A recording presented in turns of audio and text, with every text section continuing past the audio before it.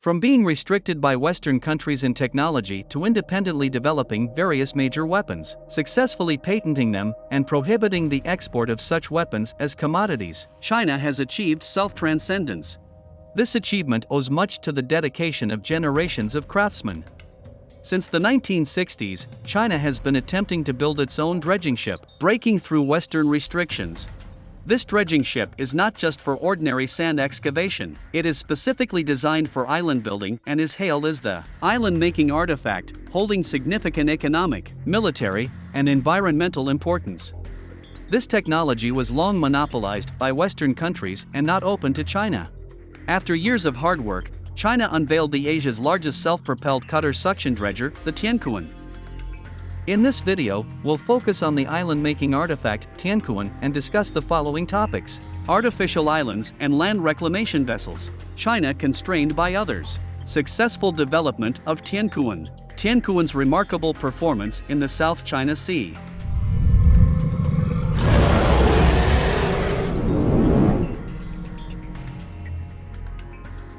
To understand it, let's first talk about a form of land that emerged when the world was still paying limited attention to global warming and rising sea levels: artificial islands. Long before people widely acknowledged global warming and rising sea levels, attention was focused on a form of land expansion: artificial land reclamation. The role of islands is far more crucial than humans initially thought. Militarily, islands of a certain size can serve as small military bases or even be the preferred emergency landing sites for helicopters. Throughout modern history, countless battles have revolved around islands: Pearl Harbor in Hawaii, the Battle of Iwo Jima where the U.S. captured Sulphur Island, and even in the process of the Normandy landings, small islands played vital roles. As the world's dynamics shifted after World War II, islands became a key focus. In the realm of construction, the significance of islands is equally undeniable. For instance, when constructing a transoceanic bridge, having a certain number of islands along the way can serve as stepping stones to build bridge piers, reducing the burden on the bridge structure. Countries that are islands themselves need sufficient land to construct essential infrastructure like airports, hospitals, schools, etc. However, Earth's history tells us that the formation of each rock is not an easy task and takes millions of years. Humans can't afford to wait that long, prompting them to seek land in the sea. As early as the Jiajing era of the Ming Dynasty in China, people in the coastal areas of present-day Jiangsu had built structures in the sea similar to bridge piers. These were initially used for drying fish and salt during high tides and later evolved into maritime beacon towers. This is the earliest recorded island building project in Chinese history. Now, the demand for land is even more immense, especially with global warming and rising sea levels threatening human safety. At this crucial time, whoever possesses the technology to build islands in seawater can secure high ground before the crisis arrives. The construction process requires a massive amount of sediment to create the artificial island's foundation, and early dredging ships couldn't meet this demand. Humanity urgently needed a new type of working vessel. In the past, traditional dredging ships were fixed, requiring separate vessels for towing if they needed to be moved. The reason why direct navigation capabilities weren't provided for dredging ships in the past was that installing such features would increase the ship's cost, enlarge its size, and demand more fuel. Since sand extraction and dredging operations were typically conducted in nearshore or river channels, there was no need for long-distance navigation, and towing was deemed sufficient.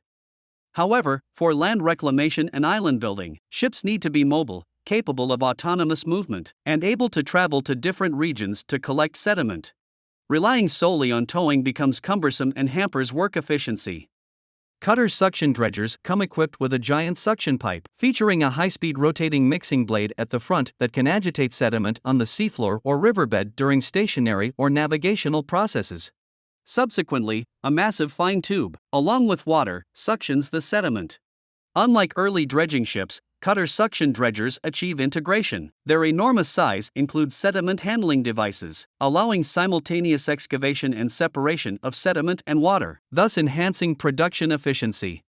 Moreover, cutter suction ships possess self-navigation capabilities, enabling them to cover larger areas than regular ships and even choose selective operational zones. For instance, if the sediment quality is better on the western side of the sea than the eastern side, previously, other mechanical devices were needed to tow dredging ships. With the advent of these new cutter suction ships, they can directly head to the excavation site. With the assistance of these supervessels, humanity embarked on grand island building projects. Faced with the trend of island building, China is determined not to miss out this time. Although, for the vast expanse of China, there is no land shortage to the extent of resorting to sea reclamation, islands play a crucial role in military strategy. With the South China Sea boasting a vast number of islands, having a large dredging ship allows better management of the islands, giving China a military advantage. However, China faced extraordinary challenges in seeking the island-making artifact. Initially, shipbuilding technology was monopolized by Western countries, making it impossible for China to learn the necessary skills. They were forced to buy ships at exorbitant prices. Even with the high costs, China struggled to purchase the ships as Western countries classified them as strictly prohibited export goods, making the procurement process arduous. Finally, in 1966, the Netherlands sold a cutter suction dredger to China for an astronomical price of £2 million, equivalent to 4 tons of gold at the time, and it was a used ship with no additional benefits. Each maintenance session also required hiring engineers from the Netherlands, incurring further expenses. Faced with such unfavorable circumstances, Chinese engineers had only one goal: to develop a large cutter suction dredger independently, ensuring China's control over islands would not be subject to external restrictions. So, in 2016, the construction of Tiankun began, and on November 3, 2017, it was officially launched and successfully underwent sea trials. With this achievement, the largest cutter suction dredger in Asia was born, placing China among the nations with internationally owned large dredging ships.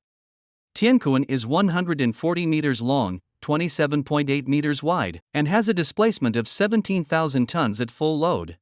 Its power during suction operations is 25,843 kilowatts, capable of excavating up to 35 meters deep, with a set digging capacity of 6,000 cubic meters per hour. Tiankun is not limited to simple sediment excavation, it also serves a dredging function. This includes excavating new channels, ports, and canals, widening and clearing existing waterways, dredging mud in rivers, and maintaining clear water passages. The Yangtze and Yellow rivers in China carry over 100 million tons of sediment into the sea each year, causing sediment buildup and blockage in downstream river channels due to slowed flow.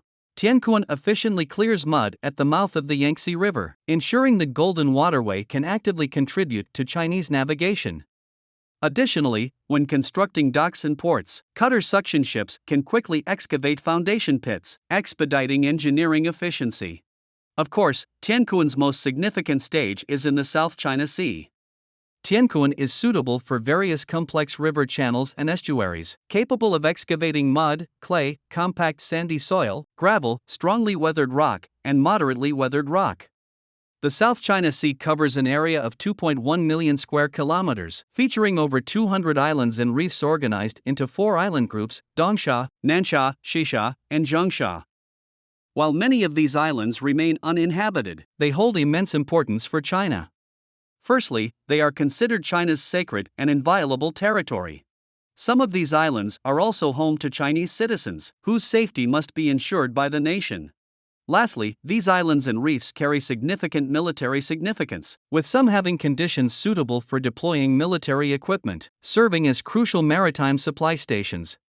China has achieved a dual strategy of military and economic development in the South China Sea, not only deterring neighboring countries with ill intentions and anti-China forces from the West, but also ensuring China remains in a proactive position.